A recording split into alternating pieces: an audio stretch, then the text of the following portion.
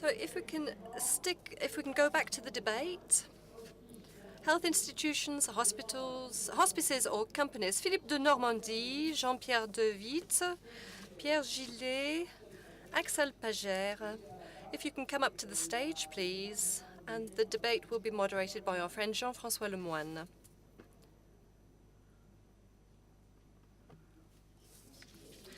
Thank you. If we can give them a round of applause, and that will relax them somewhat.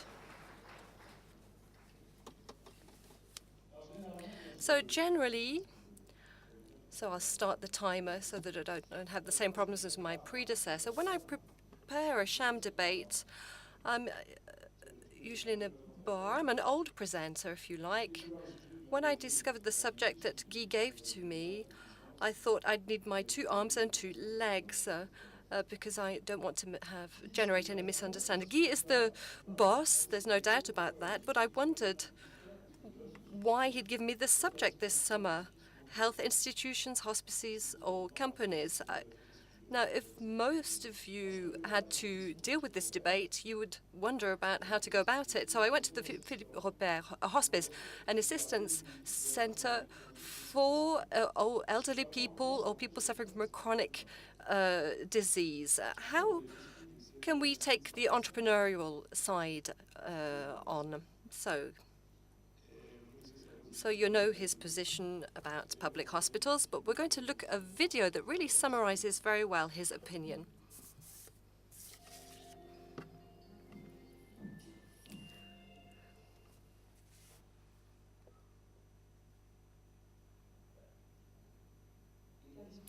Healthcare institutions, hospices, or businesses?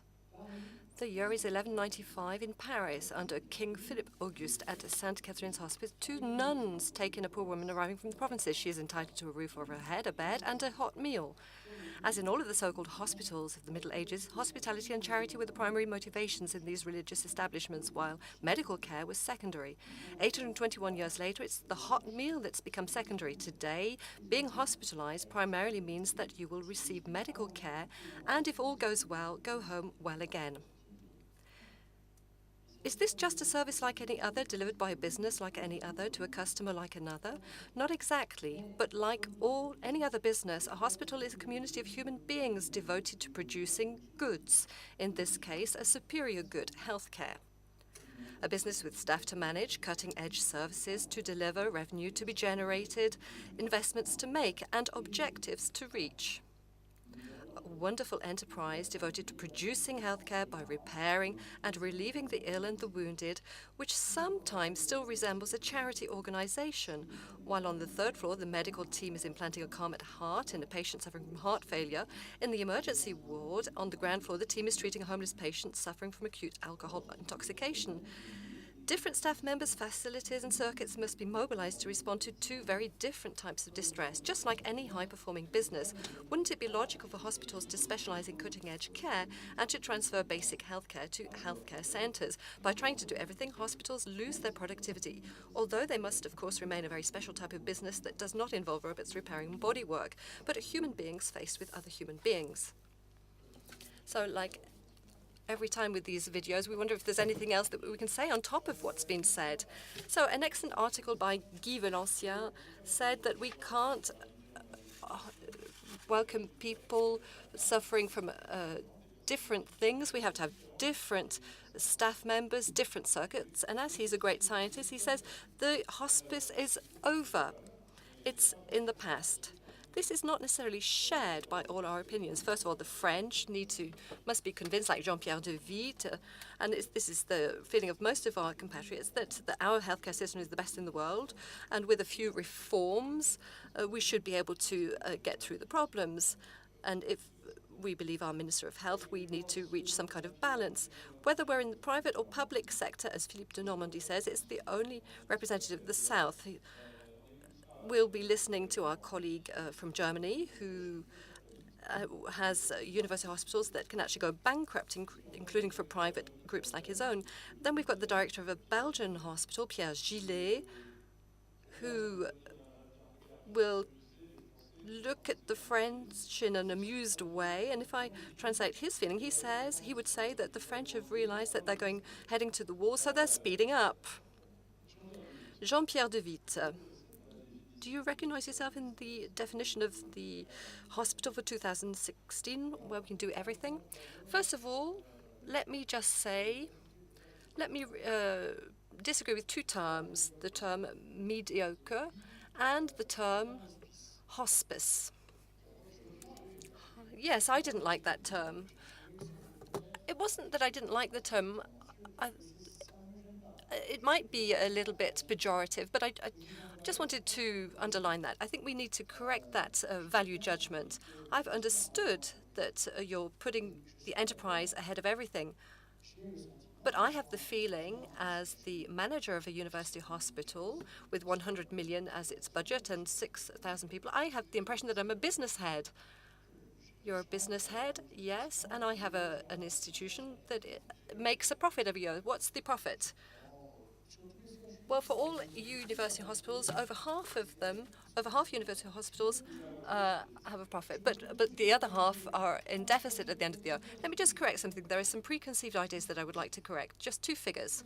The deficit, the annual income, the consolidated result for all university hospitals, 30 billion. The deficit, 289 million in 2015. Now, I think we need, so less than 1%. It's too much still, but that's not the general idea that is widespread. Let me come back to what I was saying. So I have a solution. Let's close hospitals on the 29th of December or the 29th of February. No, more seriously, we have the feeling that we're running a business, but there is a big difference. The end purpose of university hospitals is economic in the sense that you have for businesses, but there's also a social purpose. And I remember, and I'm proud to manage a company that has a social mission.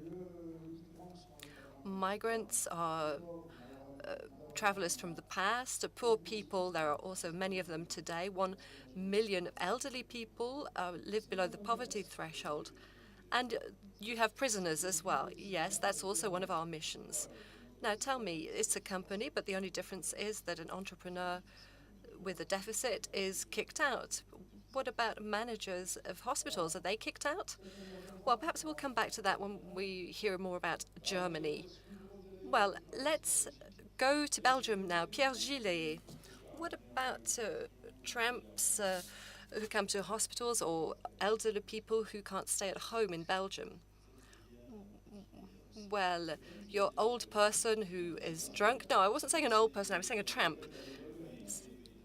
Well, yes, that kind of person also is entitled to efficient services, of course. So the best way to go about things is not to go into an acute illness hospital that will house him for 6 months. That would create bankruptcy, and that's not possible in Belgium. So you've got to send that person to outpatient social services. And on the other hand, and this is very important, to make sure that we don't have hospitals for the poor and hospitals for the rich. Each hospital has an allowance which is proportional to the revenue of its patients or customers. In Belgium, the health insurance manages this. And like in Germany, these health insurance companies are private companies. So they understand, they know what the income of patients is. So they have different budgets in relation to their incomes, the patients' incomes. Now, Philippe de Normandie, you want everything. You are a well-known surgeon, renowned for a certain pathology, and you are the assistant general manager of Corian. How do you manage such a paradoxical situation? No, I don't want everything. If I did, I would be involved in private business in the hospital. No, but you have the advantages of the public service, so you operate on people, but you also have a private hat. Yes, I have my foot in two structures, and I have wealth from both areas. I don't think there's one truth, there's no one truth, there's no one model. This wealth creation is very important, and this is what I see on a daily basis. What I learn at Korean is very important. I'd like to come back to the notion of hospice. We mustn't forget that in the term hospice, that there's a notion of meaning, if you like. Companies can only work if there is meaning behind them, and it's the same for hospitals. And for hospice, we hear benevolence, empathy, listening, and that's why it's careful not to oppose the poor and the rich. Even companies, whatever the company is, the company has to think about these things. And this notion of hospice.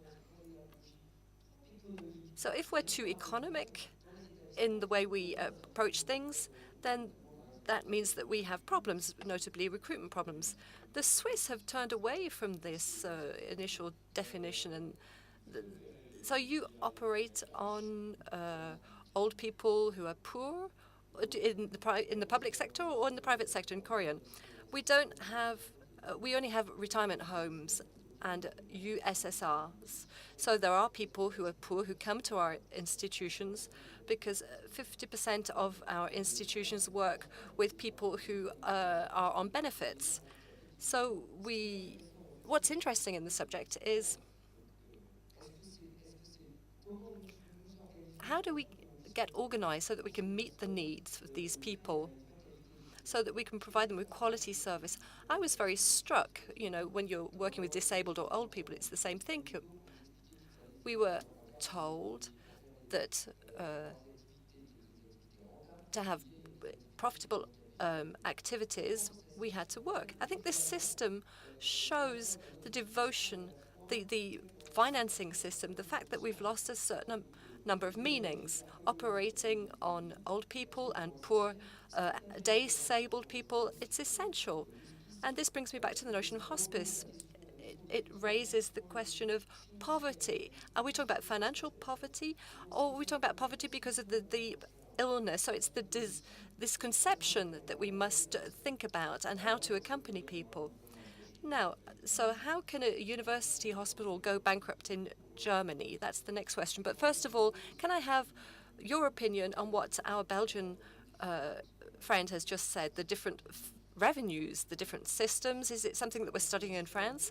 I think it's a system that we are familiar with in other countries. There are systems that we've chosen where there are allowances based on revenue. Yes, this is what changes the profile. Yes, it certainly changes the profile of the establishment. But our vision is more of a global vision. So a system based on revenue, so with results, or a system that's more socialized, more globalized like ours. But you must have your own feeling. You must have your own feeling, your own opinion. I think that today in different European countries we're experimenting with different conditions, remuneration conditions. Today I don't have the feeling that there is one that can serve as a model for others. Now, Axel Pegger, when I read your story, so you're CEO of Amios, it's the 5th group of private hospitals in Germany, and you took over a university hospital that had gone bankrupt. Can you tell us about the story? Because it's something that's very interesting for French people. To be precise, it's an academic hospital which is associated with the university. There are actually two aspects to be aware of. First, almost all hospitals in Germany are private entities, so they are limited corporations or Société Anonyme. And the other aspect is if that Société Anonyme has huge deficits, then the matter is, does the owner, which may be the county, or in the case of the university hospital, the state, is the owner ready to sponsor money year by year? Even if the sponsor is ready to do that, then there is a limitation by the European law. There's a number of hospital cases now at the European Court because competitors would say, it is not right if we have to survive without any sponsorship. We are church-owned, we are privately owned, whatever. And these state hospitals, they get refinanced their deficits year by year. That is not the right competition that we need to have. And in addition to that, there's a number of counties who just cannot afford anymore paying up for the deficits. And that is what actually brought up the huge privatization movement, which we might possibly talk about later. So a hospital like this, do you have a redundancy scheme for a hospital like this? With layoffs, a redundancy scheme, a social plan? If a hospital goes bankrupt, then usually, as a matter of fact, all jobs are lost. That is, in some cases, the reason why in the end it doesn't go bankrupt. So the labor union is sometimes in the very end then ready to reduce the salaries in order to avoid that insolvency. Et donc vous êtes revenus, ces hôpitaux sont revenus au profit. Your hospitals come back to profit thanks to that system. So now your profit has come back. The fact that you have reorganized these hospitals, they've become profitable today? Right, but that takes quite some time. We have taken over back in 2012. Actually, the biggest problem in the German hospital market, we took over a hospital that made 51.5 million euros deficit on a yearly basis, and it took us 5 years to reduce those deficits.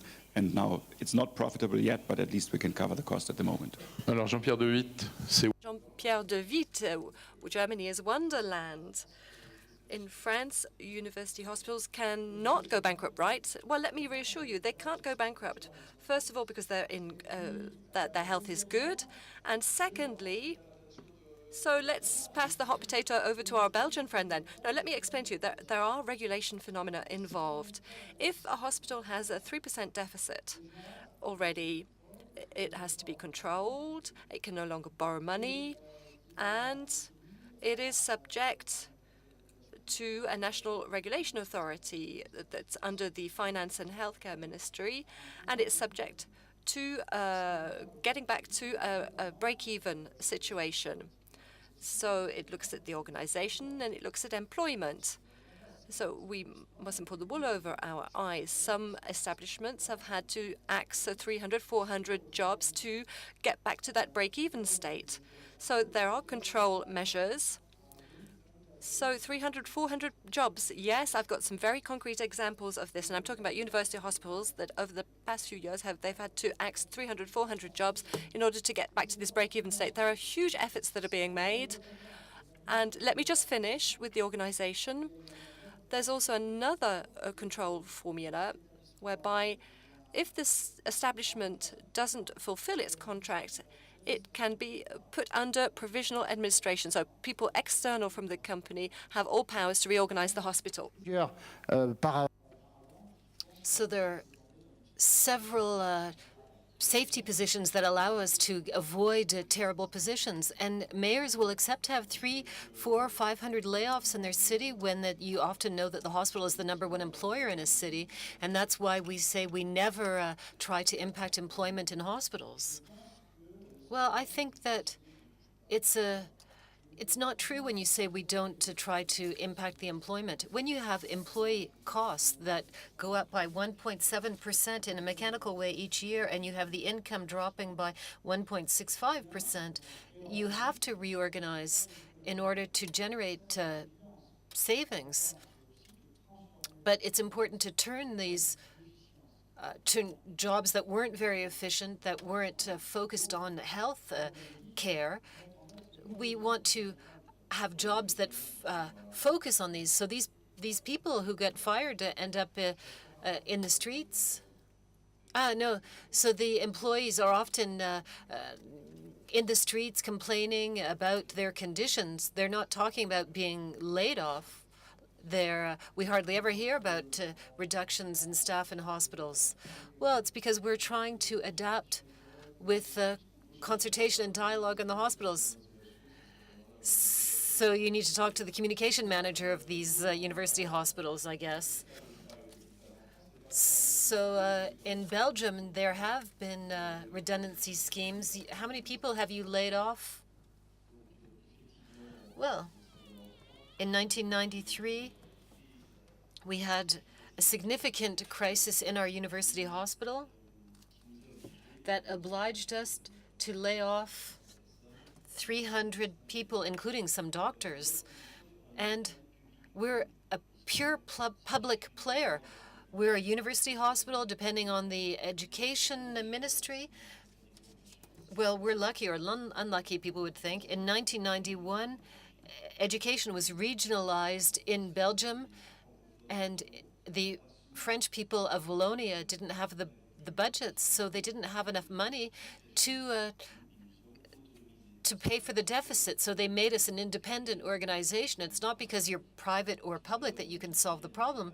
Earlier, that was said very well in the debate. It's because we're able to decentralize decision-making and financial responsibilities. Because in the health units, we did three things. Firstly, we autonomized with a private board for the university hospitals, and the board had to be responsible for the deficits. We had to lay people off. We had to bring our sales in. And then we have a management contract with our doctors with an incentive scheme. Mr. Bouzou came and explained it in this assembly, and there's co-management between the management team and the doctors. That's part of Belgian law. The hospital manager cannot decide on medical management alone in the hospital. They have to work with the doctors. I was the director of the hospital. That's not true. I'm the medical director. There's another management director. And we work together under what you call the CME. In France, it's the medical board. So it's a representative of the medical board. And then the third point, and I'll stop here, is transparency. We talked about transparency earlier. It's at all levels, the results with regard to the patients, but also in our accounts. Many public organizations, and that's what led us to insolvency. The hospital and the university hospital had been merged, so we didn't know who was pulling cash out of the drawer. Was it the healthcare giver or the university professor? So when we tried to create this new organization in the 90s, the money was actually flowing into the university side. So we created a very transparent system for all hospitals in terms of the financing. So are these three items things that we work on in France? In France, we have financing of the teaching and financing of research, and this dates back to the 1958. And I think it's a good model, and with the missions that we could come back to others. I'd like to come back to the incentive scheme. I'm struck by the way where it's difficult to really create an incentive scheme in hospitals, and so we're stifling the growth of hospitals. We see even in the limitations it's hard to have contracts with doctors where there's a variable part of pay that corresponds to quality of their act. And I think in France sometimes we're going to have to openly talk about this to see how we can give doctors the means to do more. We have this system where we're leveling downwards, so we're making it poorer, and doctors are leaving the public system because of this. You said when you prepared this from Belgium that you thought that there was a problem with the French system. Yes, I'd like to come back to the law on autonomy. Since 2002, the organization of a hospital can no longer be a public authority like a mayor. So do you think this is a problem in France? Yes, the public authority manages too much. And you in Germany, do you have to deal with electoral aspects when you're managing the hospitals? Hospitals, we can actually, from our perspective, we can say there's two different ways whether public hospital is successful or not. If politicians interfere too much, it cannot be successful. the only successful public hospitals are actually the ones where politicians have understood they shouldn't interfere. However, in the next legislature, it might change. So that is never a continuous phenomenon. Alors l'électoralisme, ce n'est pas la seule cause du malaise hospitalier. On passe. Let's talk about other problems that are often raised that can explain the strikes and the suicides. Hospitals are aging, and that's not a problem that's being dealt with. There's a poor territorial organization of hospitals. There's a lack of management and a lack of finances. So let's start with the territorial organization of the hospitals. It's said that in France there are more than 1,000 hospitals. Is that true? Yes, that's true. I agree that there are too many hospitals in France. I think that I can make a link with what was said earlier. It's true that the electoral aspects really come into play in the difficulties that we have in restructuring hospitals on the territorial level of closing a hospital or just closing some of their activities in a region is very difficult. Earlier on, we talked about the regional health agencies, but they know how politics are difficult and how it's difficult to restructure hospitals. Today there has been an evolution, though.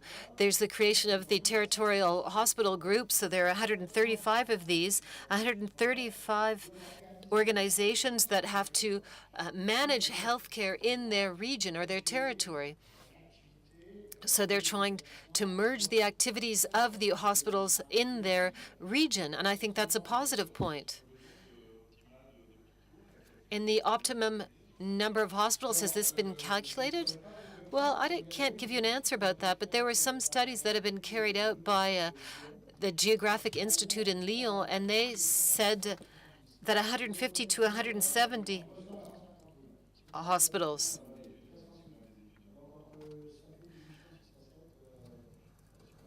So that would mean a real decrease in the number of hospitals. So that's very useful to know that, because we need to be able to reorganize the activities in a region.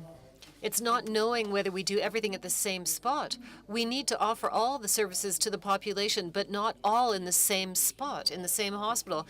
I have some figures: 6.4 beds for 1,000 residents, and in Belgium, slightly under 109 hospitals. And what about Germany? How many beds per 1,000 inhabitants, if you have that figure? 6. Which is still too much. Ouais, parce que je pourrais vous dire que I could tell you that Sweden has 2.1 for 1,000, and that their health indicators are not poorer than ours. They're even better. So quality is independent of the number of beds. So why are too many hospitals bad for the system? There we have a dispersion of the staff, or differences in quality, or both. Philippe de Normandie. I think that there's a dispersion of the staff, and it's a race towards the technical care. In the reorganization that we're talking about, we have to ask the question about meaning.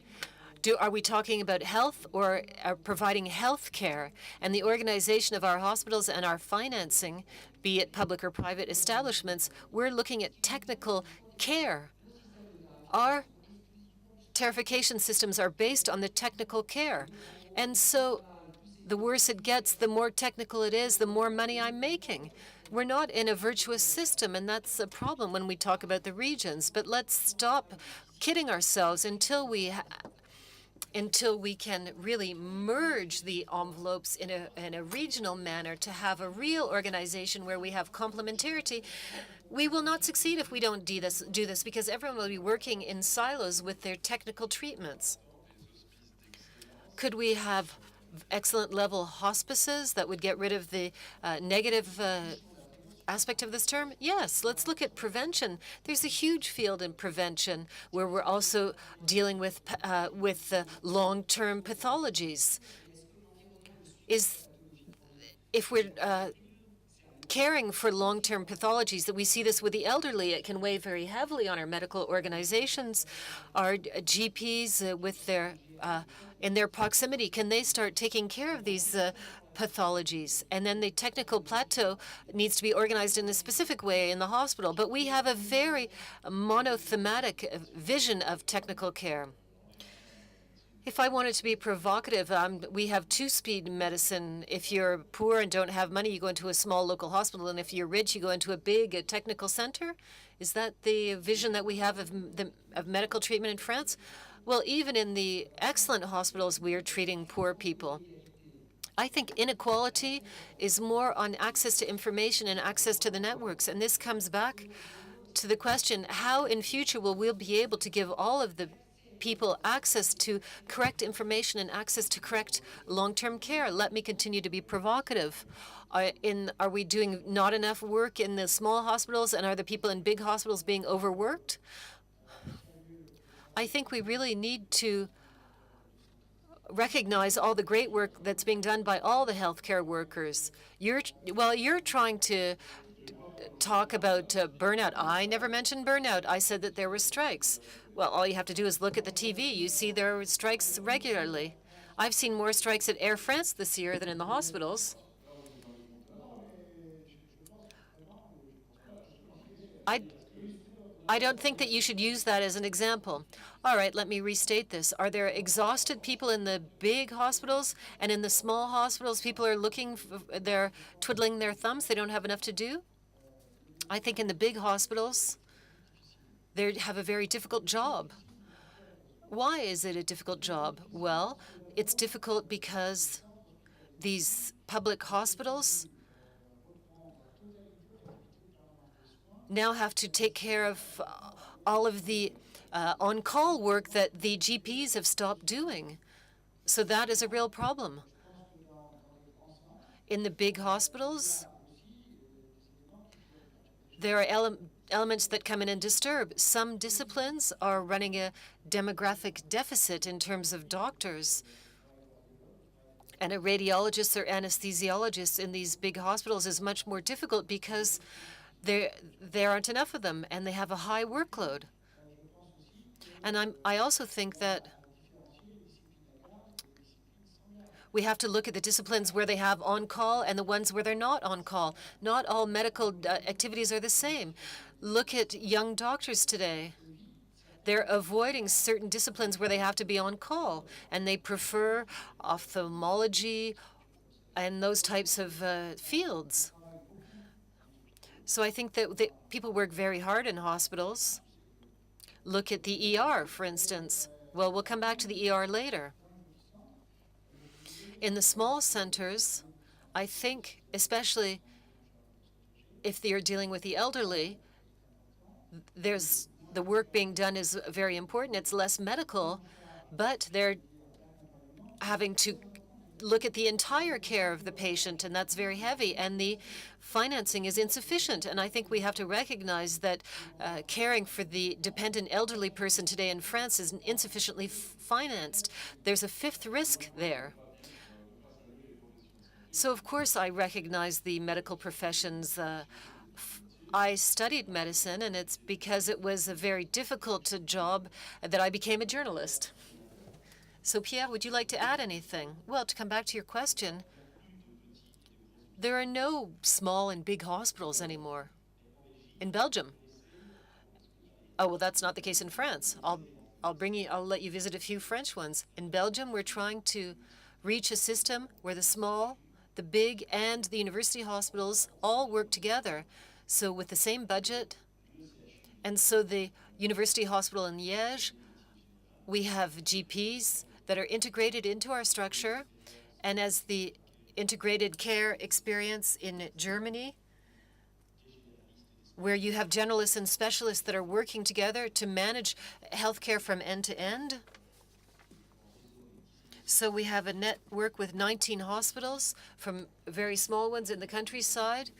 For neurology, we do this with telemedicine. For radiology, we don't have an on-call radiologist for the 19 sites. So with the current means, we have to break down the difference between the big and the small. The big hospital can't work if it's not working with the small ones. Is that just a perfect world, something that we can't achieve? Well, in France, it's not the small ones not working, the big ones working hard. And in the big hospitals, some people do nothing and some work too hard. I think the problem is our agility, thanks to transparency, to be constantly be able to adapt to make sure that where there's a lot of work, we need to add new resources to develop it, and where there isn't enough work, we need to be able to reallocate resources. And I think it's a real difficulty now. We need to be able to regulate. We need to be able to be agile. And when you're in the private hospital with Corion or in the public sector, there are a certain number of difficulties in terms of adaptability. In Germany, I think that you have as many beds as we have in France per 1,000 inhabitants, so the Germans are sicker, or do you have the same organizational problems that we're having in France? The history has even been a lot worse. We were almost at double the number of beds 15 years ago. The introduction of the case-related payment, the DRGs, has actually brought it down to where it is today, but it's compared to other European countries, still a lot. It must also be said that the number of beds are the ones that are listed in the state hospital plans. The beds that are used are nowadays a different number. Alors on a bien compris que vous avez des pistes sérieuses pour intégrer la totalité des acteurs dans le... So it's difficult to bring all the actors into the territorial or regional projects. Are these things being reorganized right now? Well, it's quite recent. The cardiological organization tried to reorganize. Let me just look at an example to prove that it corresponds to the reality. Let me talk about my unit. As of November 1st, we'll have a list, a joint list, a joint scheduling for all the ER doctors in the region, for the university hospital, and for the other hospitals that have 200 beds, and that all over our region. So the joint ER doctor team that is responsible for permanent care is important. It's important to manage this, and in the reorganization, this is going to be vital. It's not access to rapid care, it's access to high-quality care rapidly. And so there's a lot of work still to be done in this field, and that's just an example. Now, the following question is in Guy Valencien's words, and he didn't whisper it in my ear. It's to say, he's very tough with the ER, with the emergency wards. He accuses the emergency doctors to have a false vision of medicine and to disturb the hospital. I'd like you to react to that when we're talking about the emergency ward. You said we didn't have these problems, or you didn't have these problems in Belgium. Well, we've tried to put solutions on the table. They're not completely finalized, but you don't have too many patients coming into your emergency wards. Well, we have 109 hospitals and 160 emergency wards and 70 on-call GPs who are in charge of on-call duty 24/24 when they're on call, which is different from France. So the solutions that we found were... Il y a une fusion et une fermeture des services des urgences. Il y en a trop petits. Il y a plus de 50% qui ont moins de 15 000 cas par an, ce qui est beaucoup trop peu pour avoir de la qualité aux urgences. On fusionne les urgences hospitalières et les postes de garde de médecine générale. Et on instaure de la télémédecine avec les proxy points. J'ai parlé des télé-AVC tout à l'heure. Et surtout, on instaure un tri infirmier téléphonique qui est beaucoup plus efficace que le tri médical. Ah, vous êtes en train de lire vos notes, ça c'est pas du par cœur, c'est que c'est un truc que vous êtes en train de simplement mettre en place. C'est pas aussi bien établi que c'est le plan de la ministre de la Santé on le voit tout qui de est, suite on le voit tout de réalisé suite quand on à lisait 20%. Ouais. Mais je voulais revenir sur la réorganisation 2 secondes. Almost fully implemented, but let me come back to this. We talked about the 5 solutions of sustainability with the gentleman from McKinsey. I would like to say that all 5 solutions have to be applied at the same time. Financial incentive for the hospitals that want to reconvert in Belgium have to close 25% of their beds, and that's a financial incentive. Yes, your question is very interesting, especially when you look at the elderly. We know, and everyone agrees, that it's absolutely absurd to directly hospitalize the elderly when they go to the emergency ward, and we know that we can prevent this. But concretely, when a person is in a retirement home and they go to see the authority and they say, we need you to set up telemedicine and shared on-call duty. We know this because studies have shown that this will decrease by 30 to 40% the hospitalization of the elderly. And we say we're ready to commit to figures. The authority, aside from small experiments, has a really hard time saying, okay, go ahead. Why? Well, because the financial budget of the hospital and the emergency ward, they're incapable of taking. We're taking this money away from the emergency ward in the hospital to finance other structures and innovative organizations in the medico-social sector. So I think the emergency ward is an excellent example of the absolute necessity to rethink a mode of financing with collective participation. If we haven't solved this financing question, we will never be able to reposition all of the actors side by side with logics of collective liability or responsibility throughout the user's itinerary. Well, I manage a hospital, and people have always told me that there are too many people coming through the emergency ward, so I organized the ER to welcome these patients. What did I see? In the past 10 years, I've had an increase of 3 to 4% of people coming to the ER. This year, we're at 7% increase in the University Hospital, and in August, a 12% increase. What does this mean? This means that we were not able, and let me repeat this, I think the private practice sector has totally abandoned. It's 24/24, and a lot of the private doctors are not on call anymore. And so these new, what we call health centers in France, are a positive evolution, but people want a diagnosis and a complete test. They want radiography, they want x-rays, and hospitals can adapt, and I think we need to associate the private GPs. It's true that many GPs don't want to wake up at night anymore. Is that true in Germany as well? True, I was just going to support you. As hospitals, we are taking over the ambulatory care function, at least during the night. And that is not what the system was made for, but it is a big problem. In Germany, it's even a bigger problem, because the payments that we receive in the emergency room, if we don't take the patient in, if we send him home again, if we don't send him to the ward, the payment that we get does not cover the cost. So they have a huge problem there. Alors on change de sujet, on va aller au défi. So let's change the topic, and here we're going to talk about the management deficit in management. I don't want you to think that I'm attacking you, but people seem to say that in France there is a real problem of management in the hospitals. The percentage of administrators, now the doctors think there are too many administrators, and the administrators think there are too many doctors perhaps, but, well, let me answer you with just a simple figure. The administrative staff altogether, including the IT staff, is 5% of the staff in our whole hospital. So some people may think 5% is too much. No, that's a figure. That's the figure. Well, in Belgium, it's more, I think. Well, what I think should be said here is I don't think that management is less good today. Management calls upon many techniques that have been verified and tried and tested in the corporate world. The public hospital service is perhaps, among all of our public services, the one that has adapted the fastest in the past 10 years. We were talking about lean management, or yes, adapted, restructured, reorganized.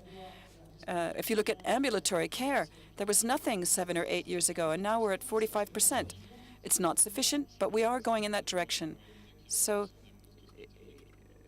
there are a lot of hospital positions that don't find candidates, though. Applicants, well, that strictly has nothing to do with that, with management. That has nothing to do with management.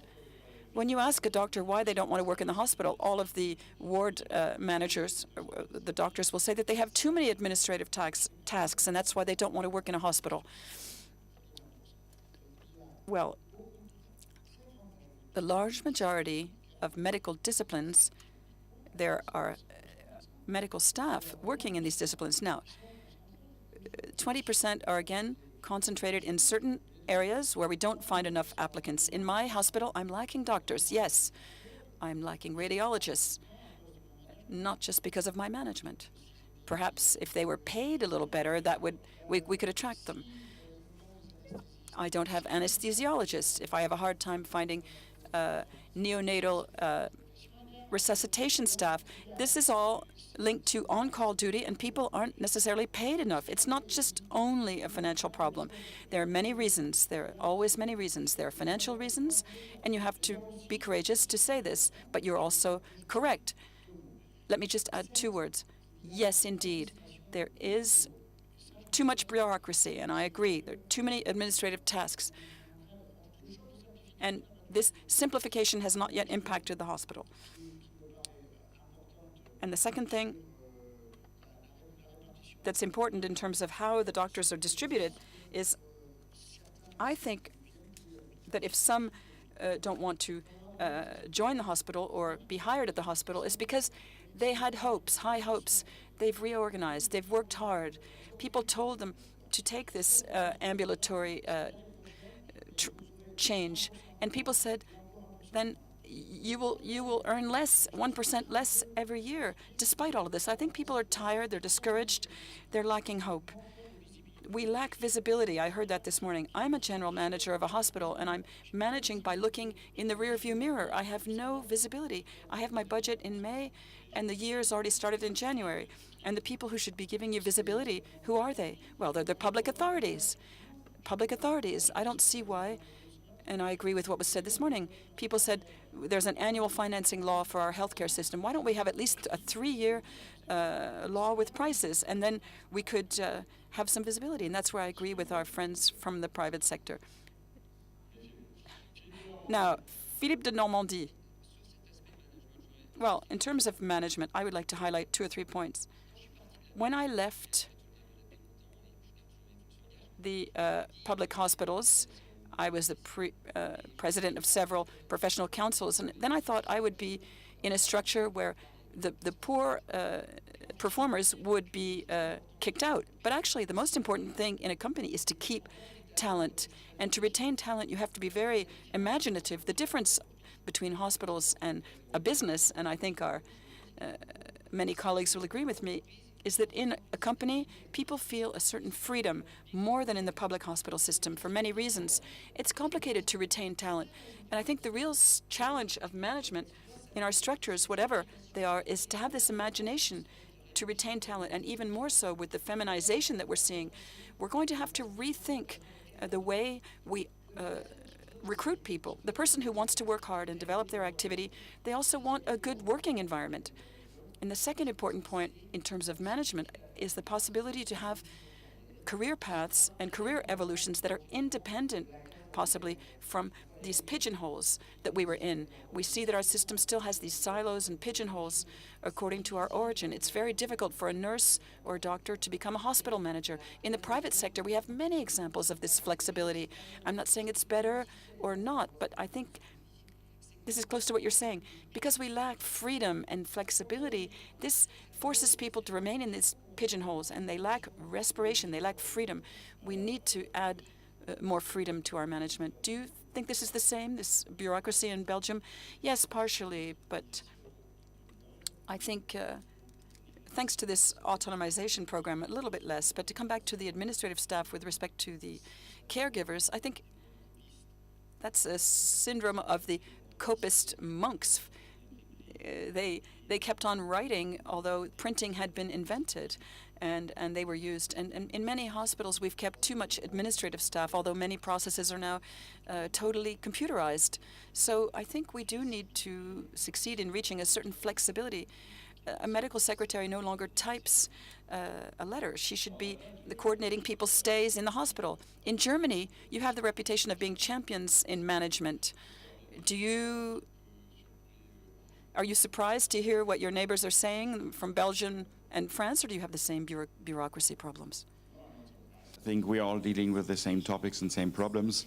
The problem with the administration is usually a problem for the small hospitals. I mean, big hospitals tend to sometimes be badly managed because of size, and also because of the chief physicians who are very academic then.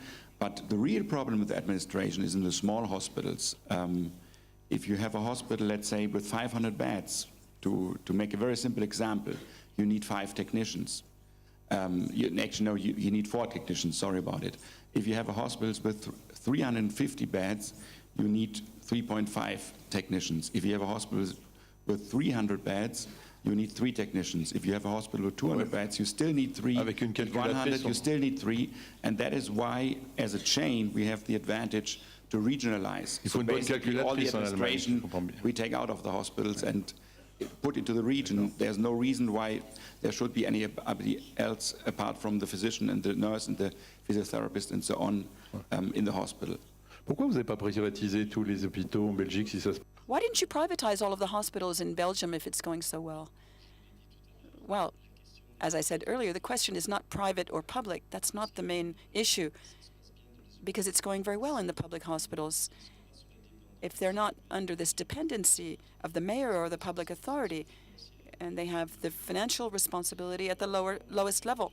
Well, we could have continued talking about the contribution of digital and robots to the hospitals. Do you believe that it's a well-managed topic, or that it'll just be imposed on you?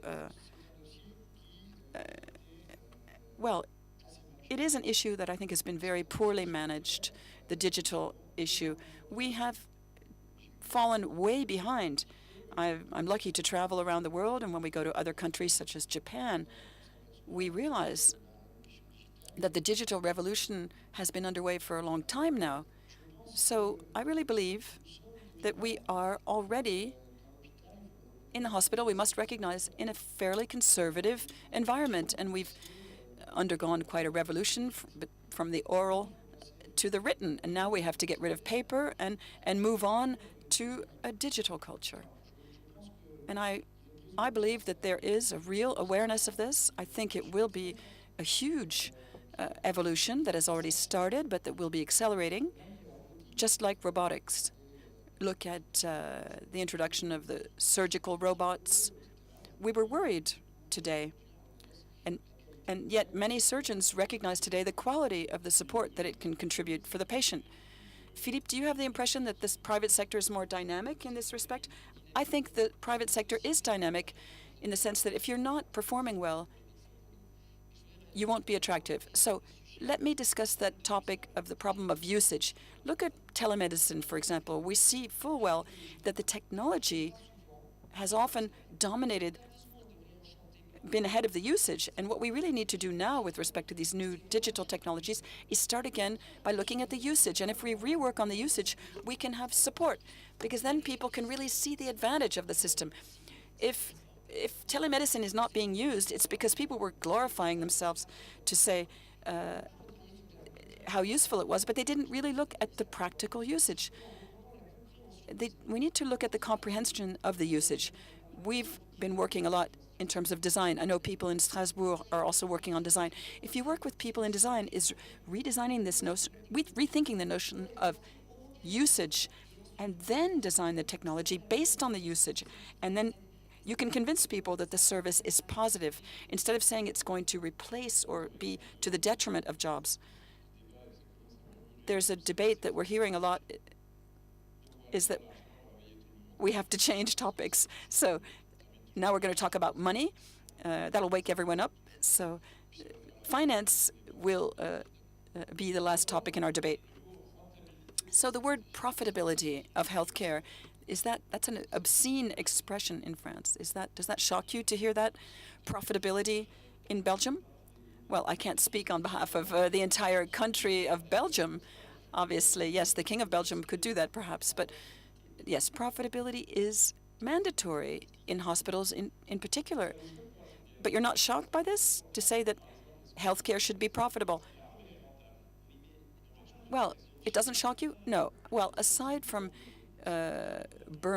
terrible burned patients, which is financed no matter what, everything else is financed in terms of profitability, or, as we said, attractivity, or the payment per pathology, DRG. So the money that we receive in the hospitals is transferred from the pockets of the citizens, whether it's through taxes or charges or other means. So if you spend it improperly, you will worsen the budget. And we're no longer in that wonderful period where the supply was lower than the demand. Now we're in a period where the supply, and especially the technological supply, is superior to the demand. So there's competition. And if we're not profitable, we are in a non-virtuous circle. And if if a manager wastes money, he no longer has any money to reinvest in the quality, and in the quality of what Americans call the magnetic hospital, attractive hospital. So he must invest these profits in quality. I don't agree with the fact that it's a good idea to have shareholders. In Belgium, you cannot have private shareholders with dividends for shareholders. That's in Belgian law. So we must reinvest our profits in quality and in attractivity. Mr. Béger? Money. Speak it out. We need to make profits, and like you said earlier, it doesn't matter whether you're public, whether you're non-profit, or whether you are private or whatever. You need to make profits in order to be able to invest in the development of the hospital, in new technologies. Otherwise, you couldn't make the future, and that is true for all hospitals today. Quand vous décrivez un hôpital et que vous avez... When you describe a hospital, on the first line you say you must, is that the first thing to generate profit? That doesn't shock you, that notion of making a profit? Germany is divided on that. There is about 1/3 of the population who would, if you would ask them on the street, they would clearly say, no, a hospital must not make profits. But there is an agreement these days among the managers of the hospitals, be it public, be it church-owned, be it private. Managers of hospitals all agree that they need to make profits in order to develop the hospital. Alors chez vous, Jean-Pierre De Witt, faire du profit, c'est dans le top 10, dans le top 5 ou dans le top 3? Moi, le terme de rentabilité, je pense que... In terms of profitability, you've got to have the best use of income for better healthcare. It seems to be very important. And then, of course, there's credit that is given by the state to each hospital to help its activity. But talking about profitability, as we said earlier, what does it mean?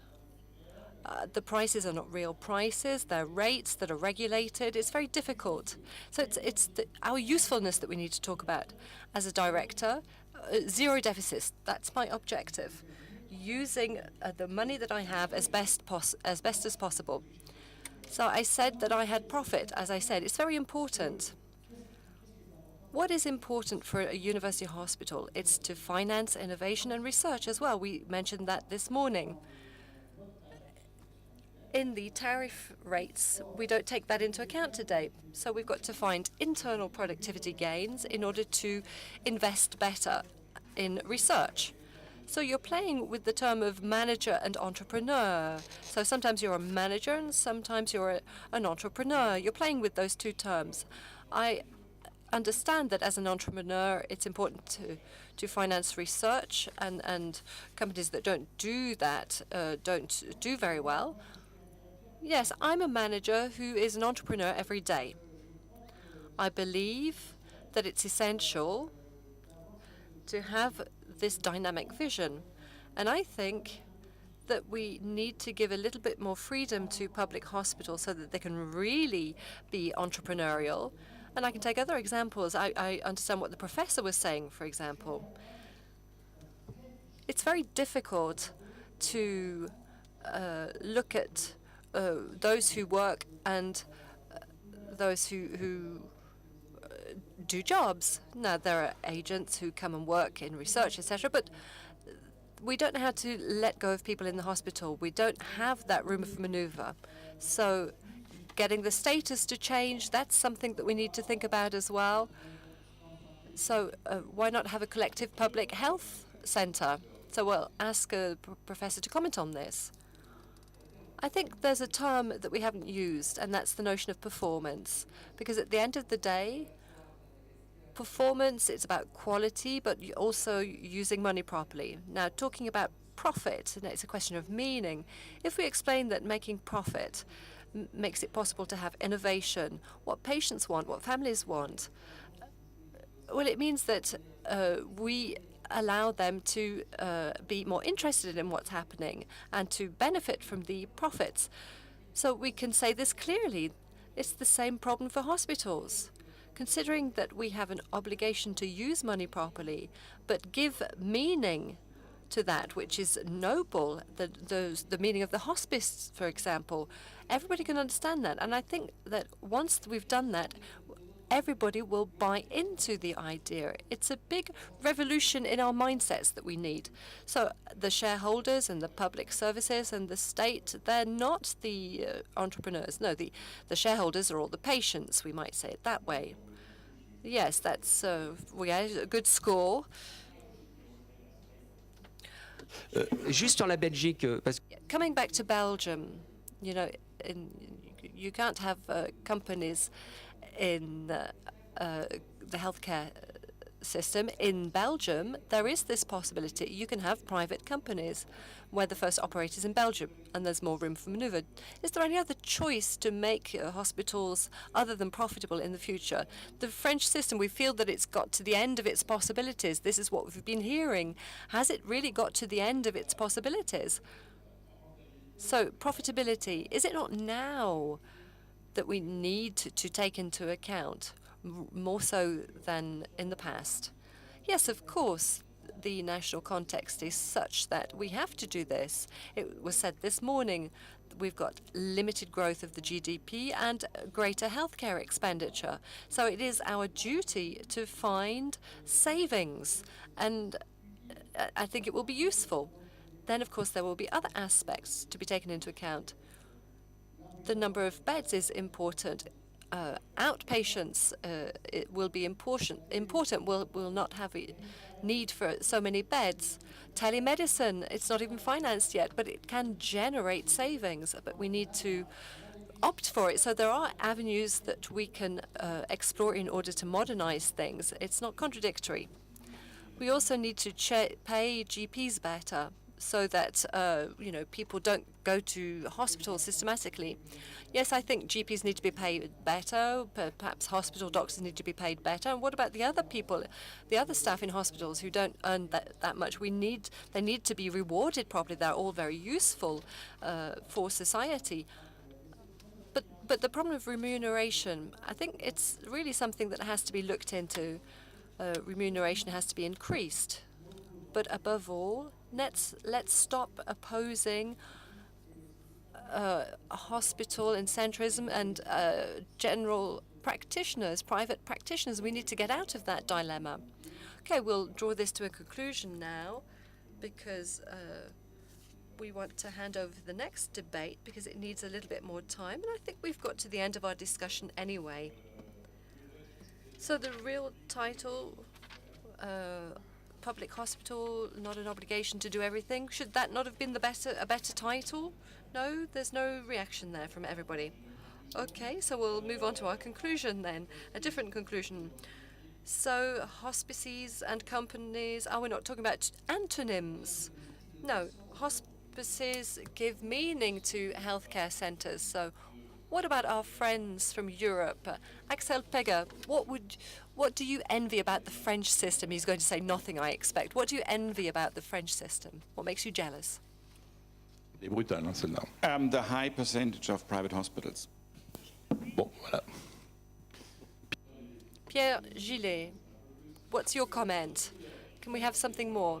Pierre Gillet, he said that the healthcare system in France, it's like a dog running after its tail. Can you comment on that? Oh, I don't remember saying it. So it was during a confidential telephone call. It's almost psychiatry, you know. It's in a system based on act-based revenue. The dog chasing its tail means that we reimburse all of these acts, and then there's the volume effect. You can't regulate your system by saying, you're too late because the decision's already been taken to carry out this act, so it's too late.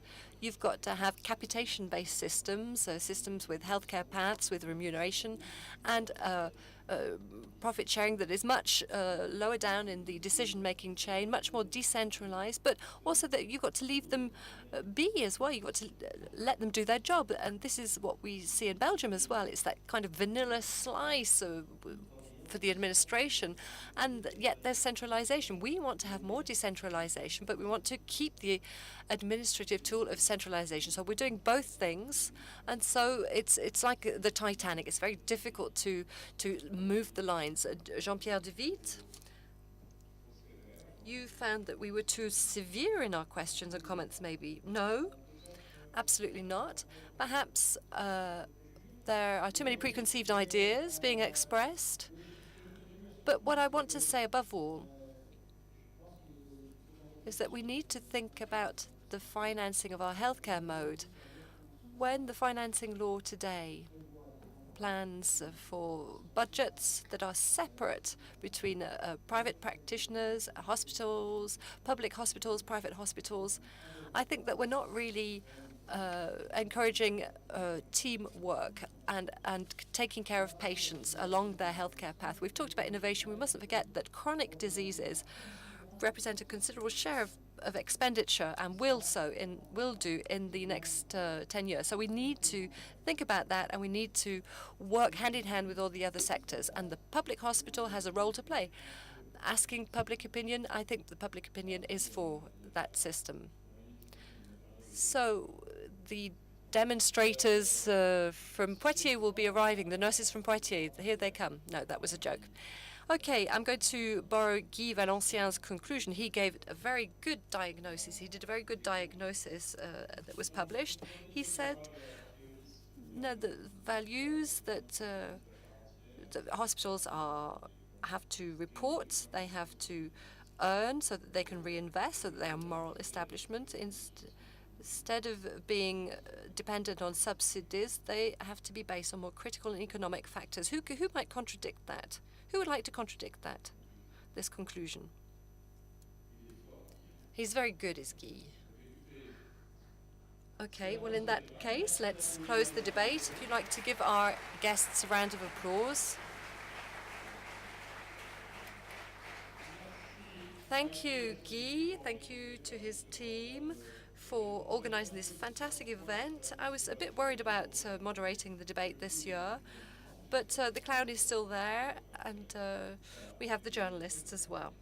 Maybe see you next year at CHAM. Anyway, enjoy the rest of the program, whatever the case. Thank you very much. Thank you very much.